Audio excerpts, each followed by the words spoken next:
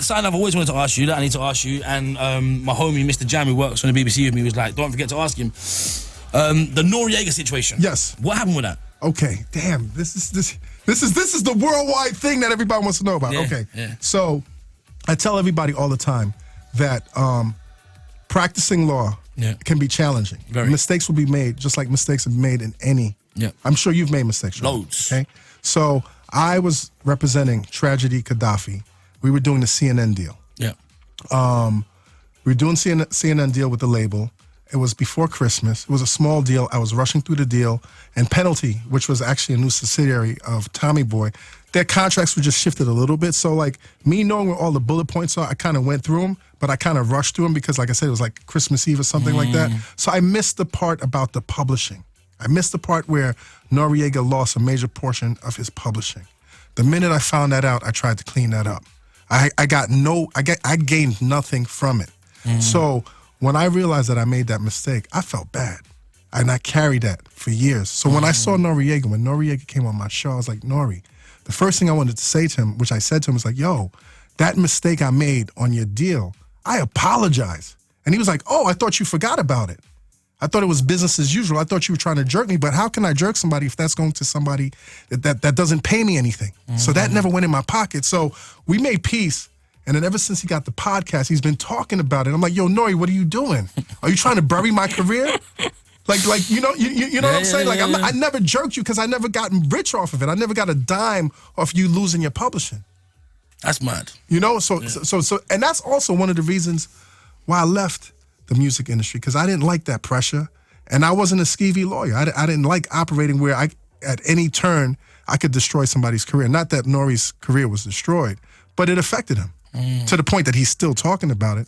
You know, I'm scheduled to go on the Drink Champs sometime soon, and we're gonna straighten that out. Are you good now, though? Are you and N.O.R.E good? Is it like, yo? Me and N.O.R.E joke. See, the thing, what I'm mad with N.O.R.E is me and N.O.R.E are good, and me and N.O.R.E joke, and me and N.O.R.E are cool. But when he jokes like that, other people don't understand what our relationship is. It's like if you have a friend or man them, and you're joking with them, and you're cool with them, but your audience that loves Charlie Sloth starts going after your man's gonna be like, yo, Charlie, man, cut it out with the jokes, man, because these cats don't understand. They don't get it. They don't understand that we're good.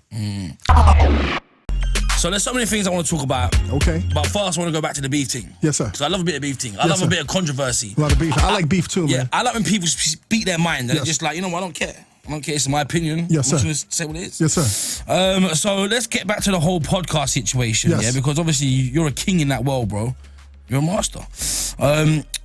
Is there real competition between all the podcasters out there over in the States? You know, I don't want to say there's competition because I still think it's such a small market. It's such a small market. In terms of, you asked me what my favorite podcast was, and I said This American Life. That's mainstream. That's Hollywood. You know what I'm saying? So I think these little internet blocks that we're fighting over is like little street blocks, and it's like I'm not focused on that. What I'm trying to focus on is expanding the dimension, just literally expanding the dimension of what urban podcasting is.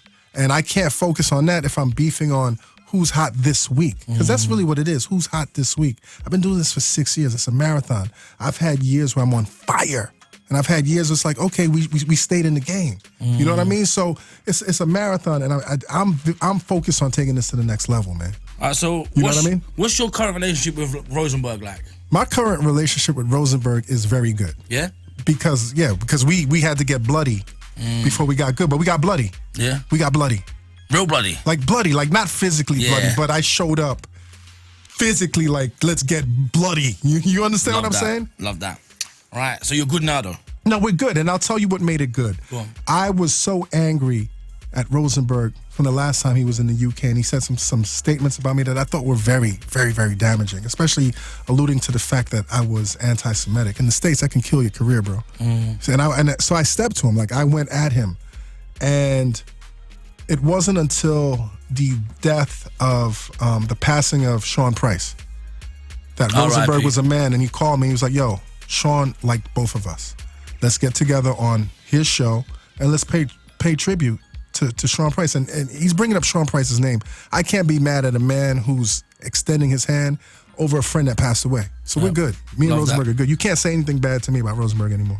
Elliot Wilson. I'm cool with Elliot. I'm very cool with Elliot. I've always had, like, we're the old men in the game. You know what I'm saying? So I've always had this admiration for Elliot. Elliot's a pioneer in this publishing game, and he inspired, because he's been in this publishing game, in this journalism game, longer than I've been. So I've always been cool with Elliot. I've always looked up to Elliot. I've always championed Elliot. I know he got a little reckless at first when he jumped in the podcast game, but I understand that's what he does. You know, and he gets a little disrespectful at times, but Elliot and I know in a closed room, there's nothing but respect between us. Love that. Your former co-hosts, man, like Premium Pete. Premium Pete is loud. Yeah. Premium Pete is noisy. What's your relationship like with him? You know, I felt that changes had to be made. And sometimes maybe I am not the best in terms of how I carry out my business duties. But I've always got love for Pete. Pete will always be family to the Combat Jack Show. I just felt that at a certain point, I was going through a lot of personal changes. I felt the show had to go through some changes. And I felt at a certain point, Pete, you'll always have our support, but maybe not here on the Combat Jack Show right now. Love that, bro. I love that you and Rosenberg are cool as well. Yes. I love Pete as well. Yeah. He's a good guy, man. He's a good dude, man. He's a good dude. Sometimes he can stick his foot in his mouth, but that's the part. That's part of what he does. Yeah, without a doubt. I don't think I have beef with anybody right now. All right. Like, I had beef with somebody recently. Yeah. And they stepped to me in the club and was like, yo, let's dead it. Because I don't really carry that. Who was that? It doesn't even matter. Here we go. You can't do that. It was this blogger, D.Omen. Okay. And D.Omen was made famous a couple of years ago for trying to leak Watch the Throne. You know, in New York City, he tried to leak it. And because I was supporting him and then I had to pull myself back from him doing that stunt, it all became like a lot of hate on social media. But he would never say nothing to me when I saw him in person. So I saw him recently at a club in New York, and I looked at him like, yo, you say all this, and then he stepped to me and he was like, yo, man, let's just dead it. Because I'm a grown-ass man, dude. I'm a grown man. Like, you got beef, Charlie? Nah. With anybody? Nobody. Anybody step to you? Nah. Why not? Because I'm a grown man. Thank you. I'm a big man. I'm a father. You understand, right? Yes. Yeah, I don't have time for this, man. Nobody got time for that. I'm trying to change the world, man. I'm trying to stop, police killing us, man. Yeah. I respect that, bro.